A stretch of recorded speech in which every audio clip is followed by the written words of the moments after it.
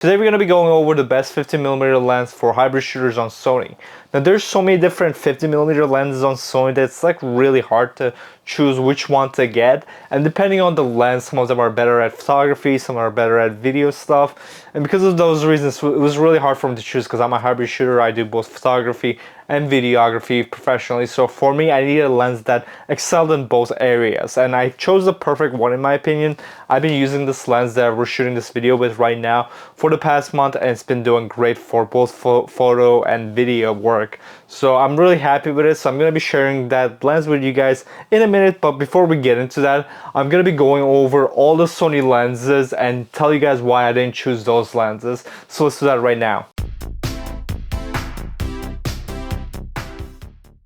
Alright, so we're gonna start right now, but before we begin to look at these lenses, I want you guys to look at right here.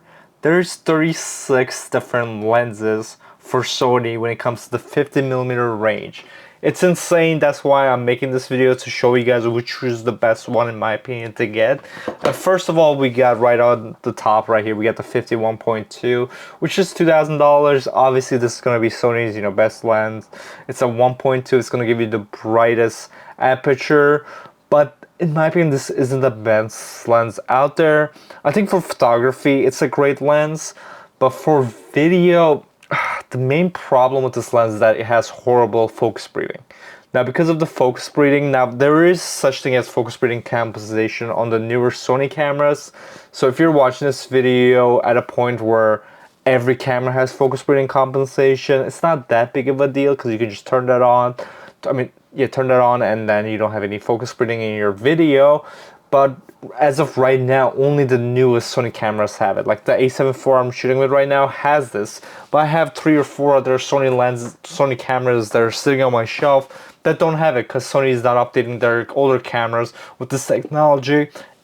Even though it would benefit them to do so because it would encourage me to buy more, Sony first-hand made lenses.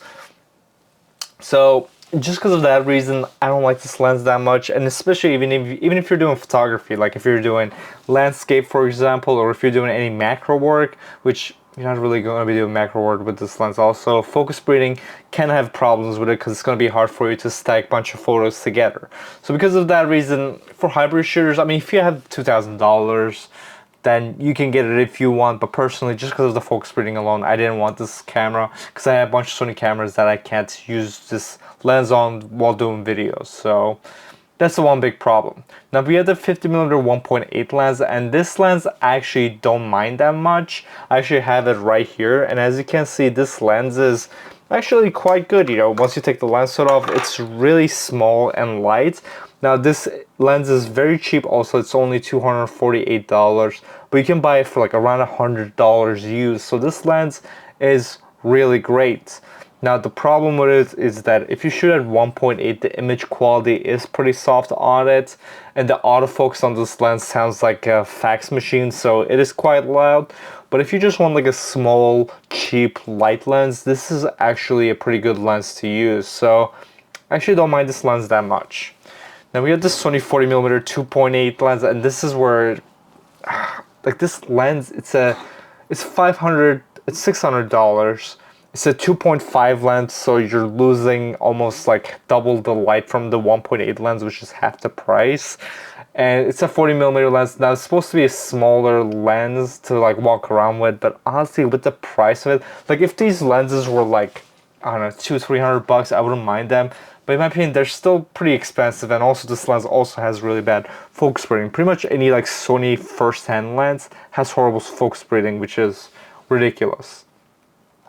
Now the 55 1.8 lens, this is a great lens. Again, it does suffer from focus breathing, but I don't think it's as bad as the 1.2. But for photography, it's a great lens. It's really sharp. It's just the only thing I don't like is the price on it. It's $1,000 new. It's on sale right now because right now the holiday times, but it's so expensive. It's $900, or actually $1,000 regular price, and it's a 1.8 lens. Now, if you want a small light lens that also gives you great image quality, this is a great lens. I would obviously recommend this over the 50mm lens if you can afford it. But the lens I did pick which we're gonna get to next, which is the Samyang 50mm 1.2. It's like half the price, and as you can see, it's a 1.4 lens, so it's gonna give you more light than the 1.8. So it's a great lens. If you want something smaller and lighter, definitely go with this lens. But it's just, it's so expensive. Like, all these Zeiss lenses are just so insanely overpriced. Like, if this lens was like, I don't know, $400, it would make sense to me. But at $1,000, it's just too much in my opinion. Now we have the Samyang 50mm 1.4, which was the lens I was using to shoot with, and this lens is amazing. I mean, if you shoot at 50mm 1.4 on this lens, just the aperture wide open, you get super sharp images. I mean, we'll do some pixel peeping later, but like, I mean, this lens is just amazing. I love this lens for both photo and video work. Now, when it comes to photography, it performs really greatly. Now, the autofocus motor, which is what a lot of people complain about, is that the thing is that it's not slow, it's fast. It's just that with the newer Sony lenses, we're so used to like the autofocus being like pretty much like instant. But this lens, it's still not as fast as like Sony's like first party lenses, but things that it's fast enough. Like, you're not going to be shooting like high fast paced sports or something with this lens. You know, you're probably going to be like taking pictures of your animals, or you're taking pictures of people, and things that people are not that fast. I'm fast because I work out twice a day, but most people are just fat and lazy, so you'll be able to, you know, take pictures of them. And I even take pictures of like my cats moving around with this lens. It performs greatly, so I think it's fast enough. And for photography work, it works great. But for video, the reason why I love this lens is that it pretty much has no focus breathing on this lens. We'll take a look at that later, but that's the main reason why I love this lens. There's just no focus breathing. So when you're doing any like transitions like this, I'm also shooting with another Samyang lens right now, which is the 24mm 1.8. There's just no focus breathing with these lenses. So it makes them really good for doing, you know, any type of video work. So I really like this lens. Now let's do an image quality test. As you can see, we zoomed in like 1000% just to see the fine image quality out of this lens. In f1.4, we get a very sharp image, but we do get a little green and purple fringe. When we go to f1.8, it does get a little bit sharper, and the purple and the green fringe go away a little bit. At f4, it pretty much get the best image quality. No purple and green fringe, and it's a very sharp image. f8 is tiny bit sharper, but you don't really need to go to f8. f11, again, it's pretty much the same. Once you go past f4, then you get a great image out of the lens. At f16, it starts to get a little bit of diffraction going on, so it does soften up the image. But pretty much at f1.4, you can still get a great looking image. f4 is going to be its sharpest point. And then beyond that, once you go past f11, then you do get a little bit of diffraction with this lens. Alright, so let's do a low light plus autofocus test right now. We are shooting at 50mm, obviously it's a 50mm prime, at f1.8 ISO 800. Now I might bump up the ISO a little bit more, but right now the sun is pretty much almost down, so we're shooting in not pitch dark, but it's kind of dark out right now, and the sun is constantly going down, so it's going to keep getting darker. But this is what the autofocus looks like. It's cold as fuck right now, so I'm freezing my ass. But the autofocus, again, isn't the fastest thing in the world, but you know, it's doing a decent job. The speed on it is 7, so it is on the fastest speed right now. So let's try to like put this like the medium. Let's put it to 4 and let's see how the autofocus performs. And as you can see, again, it's not the fastest autofocus system, but it does a decent job, so I don't have much complaints about it, you know. Oh, gotta just destroy these fucking plants. The autofocus is quite good on it. Again, you're not gonna, if you're shooting video with the sun, you're not gonna be going, whoa, whoa.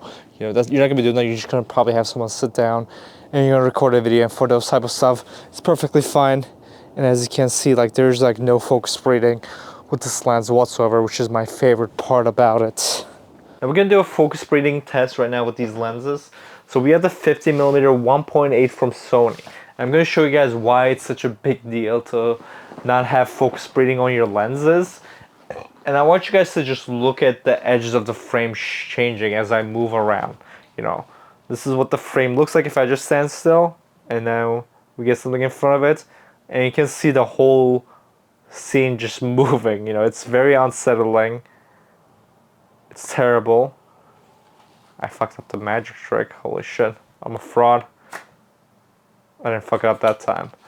But it just doesn't look good. So let's put the 51.4 right now. And let's see how it looks. Okay, now we got the 51.4. And let's look at this scene.